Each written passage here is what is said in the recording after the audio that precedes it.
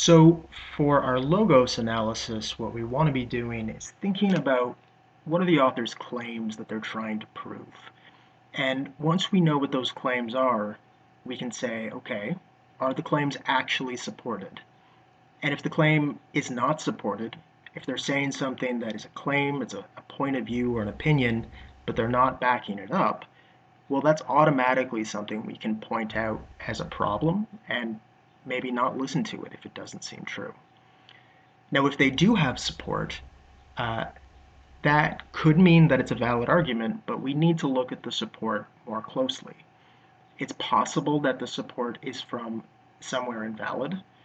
It's possible that the support itself is valid, but it's not relevant or it doesn't directly prove the claim that they're trying to prove. And as we've seen, a writer, if they're dishonest or if they're trying to really push a specific agenda, they may leave facts out, they may misinterpret facts, or they may massage the facts so that it seems like it supports their claim when it really doesn't. Now, in this article we've been looking at, the big claim is if minimum wage increases go up, that's going to be bad. It's going to hurt people. It will cause job loss. And so let's take a look at that claim and see if it's true. Now, they they've given us pretty much three pieces of support here. So let's look at each piece of support individually. The first thing they're really emphasizing is just how much it would hurt uh, their profits, how much it's going to cost them. And they say that it just isn't realistic. It's going to cost them an extra $190 million in a year. It's too much money.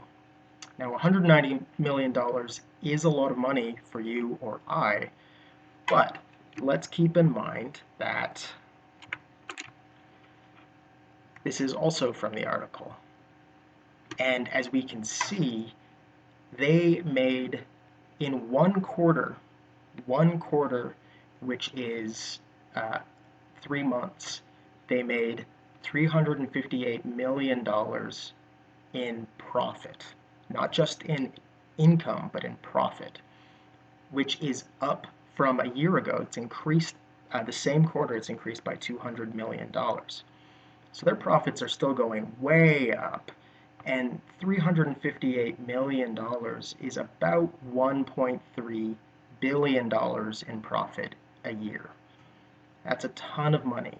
And this $190 million it would cost them to give a wage increase to their workers doesn't really seem very convincing anymore. So that's how we can take a look at this support and say, you know what, it doesn't really prove their claim that the increase in minimum wage is going to be disastrous.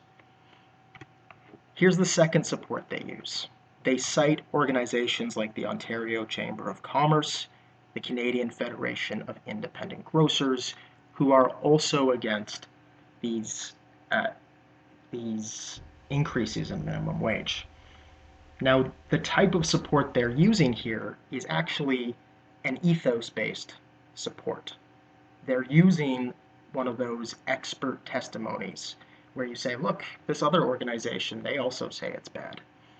So because it's an ethos-based support, it makes sense for us to evaluate the ethos of these two organizations.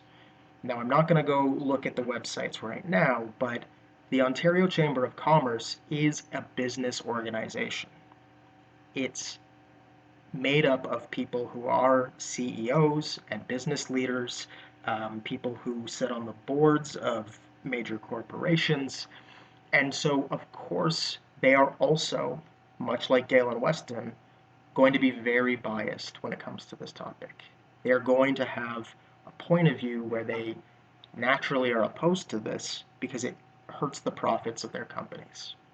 The same thing goes for the Canadian Federation of Independent Grocers.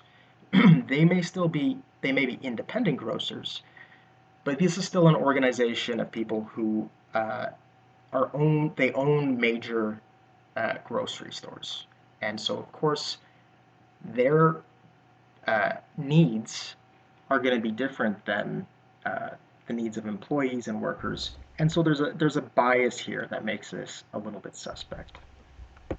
Now this last one, this is really the central argument that they make, the most important argument that they make. And they say that if their cost of labor goes up, if minimum wage goes up and they have to pay their workers more money, that means that they are going to be forced to cut costs with more self-checkout machines, and that's going to mean job cuts. Now, we've already seen how this plays on pathos. It's a bit of an appeal to fear, anxiety, things like that. But we also need to look at it as a logos-based claim and see if it actually holds up. Now, if we look at this closely, it should remind us of one of the logical fallacies that we looked at. And I would say the logical fallacy that it looks the most like is the one that is a post hoc fallacy. Because they're saying that an increase in minimum, hold on.